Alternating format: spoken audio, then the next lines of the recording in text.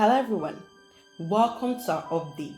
Lately, I've been stumbling into conversations on 50% in marriage as it regards to shared responsibilities. Having seen and witnessed different marriages, I am of the opinion that this decision should be made based on the mutual understanding and agreement of the both parties. Marriage is structured in such a way that there can't be two captains in a ship, and I can tell you that any marriage that has two captains in it has over 80% chances of wrecking. And this is regardless of culture, as one person will tend to lean towards the other to lead, regardless of gender. I found that when we talk about 50%, we usually focus on the financial aspect and overlook the responsibilities, which is worrying because this is where the real problem lies. At this point, I'm appealing that you please click on the like, subscribe, and share button, as it will help this message to reach more audience.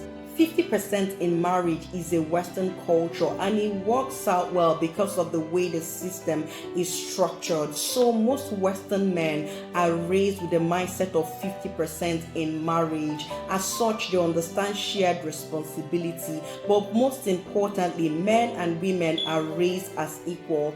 On the contrary, African men are one of the most egocentric men on the planet because they're raised to believe that they are head, they're in charge, and women are subject to them. So it would be ridiculous for you to think that men and women are viewed as equal in an African setting, even though a few women have come to the limelight in the political landscape since the 21st century, yet this mindset has not changed. So most African men, even the domesticated ones, have a way they expect a woman to treat them. So before you adopt another man's culture, it's important to consider what you're able to digest, as your mindset on how you should be treated in a marriage will determine what you're able to digest from your wife. I know some men here in America that are doing 100% in marriage. I asked one of them why, and he told me that his respect is very important to him. And the other one lived in one room with his wife for a very long time, even when his wife was financially stable enough to get them a bigger space. He remained there till he was stable enough to get a better place. I have witnessed 50% in marriages, and I can tell you that the men were very much involved. A few months back, I was speaking with this lady, and she told me how she respects her husband.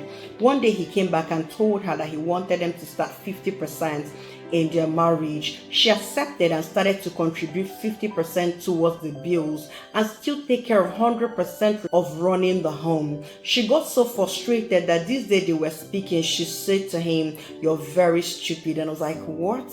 She said that for the first time in their marriage, her husband raised his hand and stopped halfway. And I was like, "But why did you say that?" She said she suddenly started feeling used and overwhelmed. Unfortunately, some people want to eat their cake and have it.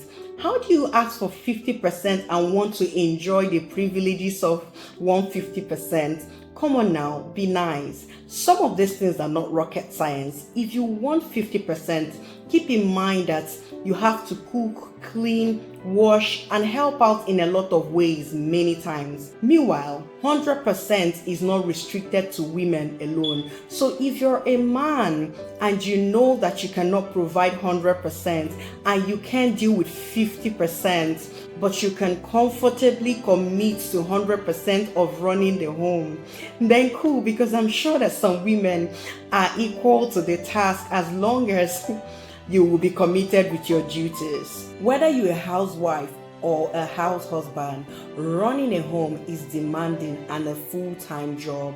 It's just that you do it with joy and fulfillment because it is your home. I was raised in a family with a travel dad who was more than happy to exceed 100%, and I can tell you that the respect was very obvious. As much as there was no room to have done 50%, but I am very positive that he would have declined the offer. If you assess yourself as a very egocentric man, please stay away from 50% in marriage. It will drive you insane. Or worst of all, if you belong to the category of men that are commander-in-chief of armed forces, then don't even dream about it, because some women will not hesitate to make you a duty roster or remind you when the kitchen is unkept and not be nice about it. I am not trying to dissuade you, I'm just trying to protect you from future drama. If you must do 50% in marriage, make sure that you're equal to the task and put your wife's personality into perspective. If you don't have to, then better just ask her for assistance anytime you're financially low, or better off, cut your coat according to your size. I have seen comments on social media like she doesn't give me an account of what she makes. Why? Are you an accountant? If I were you, I would worry about increasing my income than driving myself insane over my spouse's income. And if it bothers you that much, then have an understanding conversation with them about it, because you cannot impose on an adult what to do with their money. I know a woman that makes well above her husband, but she literally gives him everything at the end of the month. But I can tell you that is on merit because I know this couple. Some women would agree with me that if a woman finds a man trustworthy, responsible, reasonable, frugal, financially stable, she will be the one to tell you, babe, I made XYZ this month. What do you think we should do with it? Or I intend on investing it in XYZ. What's your take on that? Women are very much aware these days, and you should know. The mere fact that you're so interested in your spouse's income says a lot about you. A few weeks back, a woman was complaining to me about how her husband spends his money frivolously, and I asked her, does he provide for the family? She said yes, and I said, be grateful. If you want him to spend more on you, he would, but not by complaining or fighting him. And if it bothers you that much, then strive to increase your income. This is also applicable to women. If you're good to your husband and he finds you frugal, responsible, accountable, reasonable, then he will not just give you his ATM card, he would also make you a signatory to that account.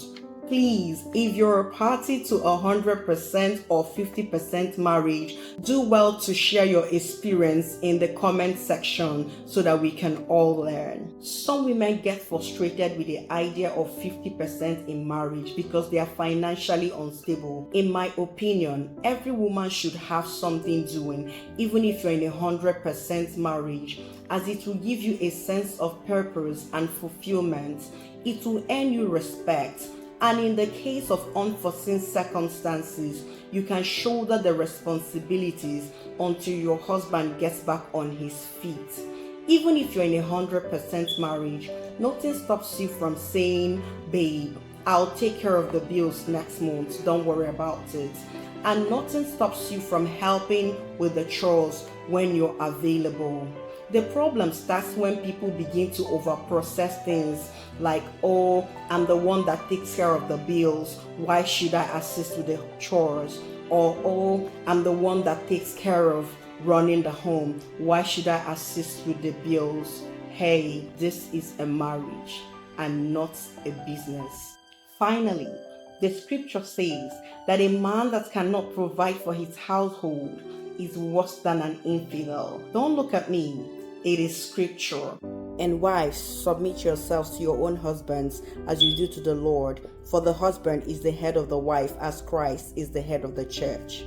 A research carried out in America shows that 71% of adults think that a man should be able to provide financially for his family to be a good spouse. Note, this is your marriage, not your parents, not your friends, and not a social media marriage. So do what works for you both. I hope this video has been helpful. Thank you for watching. Please like, subscribe, and share. Be blessed. Bye.